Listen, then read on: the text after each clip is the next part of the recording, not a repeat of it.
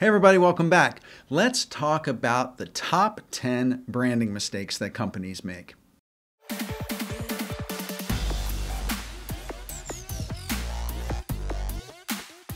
If you're a startup or you have a company that's already established and been around for a while, I'm curious, has your momentum slowed? Do you have more or possibly even better competition than you've had in the past? Has it been a while since you've really considered what you're doing? Or possibly you're a creative professional or a branding professional and you're responsible for your clients' brands. Are you keeping them fresh and powerful and relevant and differentiated in their competitive landscape? You need to regularly audit your clients through these top 10 branding mistakes to make sure that they're not doing anything that needs to be fixed or addressed or somehow resolved. Now, the first mistake that companies make is they start marketing before doing any real branding. I understand you want to get out there, you want to move fast, you need to make sales, but what you want to do is you want to develop a brand real estate ecosystem that's really consistent and strong across all of your touch points. Your website, your social media platforms, your content and videos, your PDFs and lead magnets, your email marketing. You want to do your brand strategy and strategic design work to develop the visual architecture of your brand before you start getting out there and really marketing very heavily.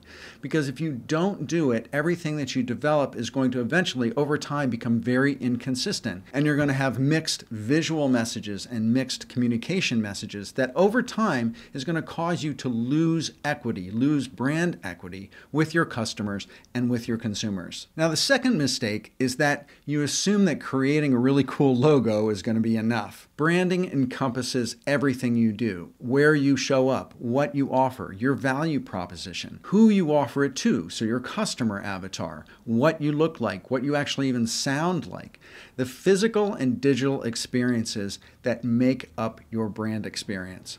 What are the colors? What are the fonts? What are the icons? What is the photo style or layout style? What's the pattern or texture that you use to define your brand? You've got to develop a really full suite of brand design elements, a full toolkit to go to market with before you get out there. A logo in and of itself is not enough. The third mistake is that companies inadvertently create customer confusion. You want to build equity in your brand. That's the goal. By showing up consistently everywhere you are with really clear communication messages. You want to create a level of self-identification in your target customer through your tone of voice, through your visual branding, etc. You also want to do it in where you show up. Do they know where to find you? Also, your offering of products and services, is that offering too broad? Are there too many products, too many services, too many verticals within your company? Are customers really clear what it is that you're best at? Are you really pushing that one thing, that one key idea that customers can really come to know why to go to you for that thing? Some examples of this are companies like FedEx, right? So if you think of overnight delivery, you think FedEx. If you think coffee, you think Starbucks. If you think, hey, I need that one cool electronic thing tomorrow on my doorstep, who do you think of? You think of Amazon. If you think of, I want to hear that new song that I heard, I want to get that song that I like, you think Spotify or iTunes. You have to define that one thing that you're known for, and you can really be targeted and laser focused around communicating that message in the marketplace to your customers. The fourth mistake that companies make is they ignore their employees. You want to make sure that you've really briefed your employees and that they've internalized deeply your brand mission. A disgruntled employee can destroy years of brand equity work in a single tweet. I'm sure you've seen it happen. Your employees have to understand what it is that you offer, why you're better, why you're different, and they have to be able to articulate it in everything that they do, every interaction that they have, every sales conversation, every customer service conversation. They have to be able to share and communicate your and their passion for the brand.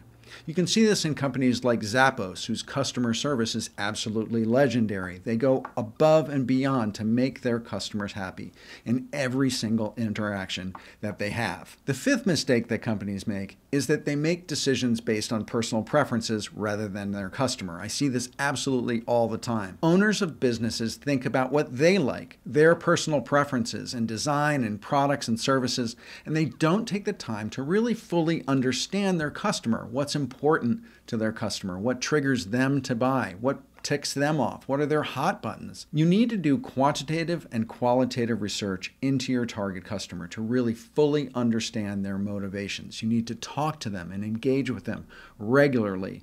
You have to make decisions based on data, not based on personal preferences. So I want to take a quick break and tell you about a cool group I've started. It's called the Brand Design Masters Facebook group. It's a private group, and you just have to answer a couple questions and agree to the terms in order to get in. But it's a group of creative professionals who are networking and getting feedback on their work from each other, and they're sharing news and resources and trends. It's a really cool and vibrant group, so I invite you to come over and join. It's called the Brand Design Masters Facebook group, and you just go to facebook.com/groups/Brand Design Masters. The link is in the description, and join. The sixth mistake that companies make all the time is all based around this quote. "Wow, boss, that's a great idea." I see this all the time too. An owner of a company has some sort of brain fart or idea, and they think it's absolutely genius. And then they go and ask their employees about what they think of it. And of course, the employees say, "Yeah, boss, that's great. That's genius." Because after all, they're the boss, right? So the boss thinks, "Hey, my employees think it's genius too." And they go off and they do that thing, and it flops. Why? Because they didn't take the customer or consumer or the user into consideration. You really have to do research. Research is critical. Finding out the truth before you invest too much. Testing is cheaper than making big mistakes like that. It's cheaper than it's ever been, in fact, doing quantitative and qualitative research. But it takes time, but slowing down sometimes is what really makes a successful launch. Number 7 is copying the competition. You've heard the saying, different is better than better, right? Many businesses don't really understand their competition very well. There's a great book by W. Chan Kim and Renee Morbon called The Blue Ocean Strategy. And in this book, they talk about how you can make the competition irrelevant by occupying a unique and underserved area of the market. And so by understanding deeply your competition, you can carve out a space where you have no competition or very little competition. And then you need to articulate and tell your customers how you're different and why you will serve them better because of that differentiation. The 8th mistake that companies make is that everyone in the company has a say. Steve Jobs had a very famous quote. It said the iPhone wasn't developed in a focus group. Essentially, the iPhone wasn't developed through some sort of group think. Of course, you have to develop teams of people that handle the different divisional areas of a company, but they shouldn't and can't be involved in every single step of development of the company. True innovation doesn't come from group thinking. It comes from vision. It comes from taking risks. It comes from leadership.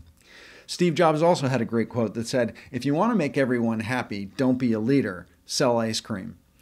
And really, sure, you got to gather opinions. You have to take a temperature check of what people think, of what the crowd thinks. But really, when it comes down to it, you have to have leadership. You have to make an executive decision to move forward. The 9th mistake that companies make is they think, "Hey, it worked in the past, why should we change?"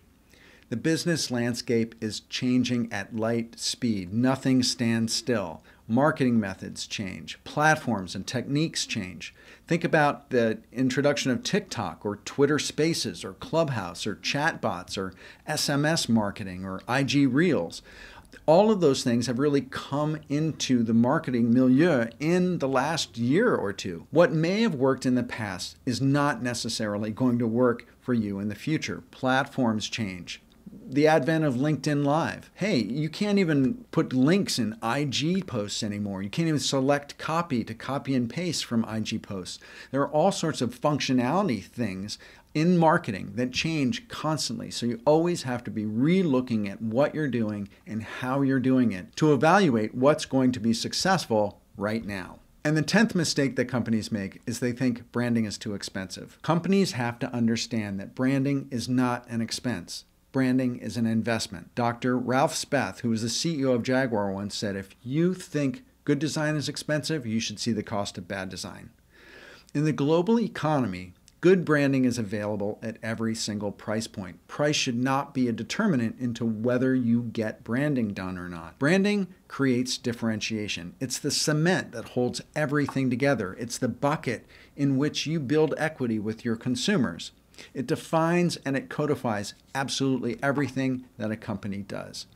And if you don't define it, somebody else is going to define it for you, and you don't want that. So that's it. Thanks for watching this video on the top 10 branding mistakes that companies make. And if you need help building your brand strategy, your brand design, or you need help with your professional creative career, reach out to me at philipvandusen.com and let's see what we can do to take you to the next level. And if you liked the video, make sure that you hit subscribe below and hit that notifications bell so you can be sure to be alerted when I post something new or when I go live. And with that, thanks again for watching. Bye for now.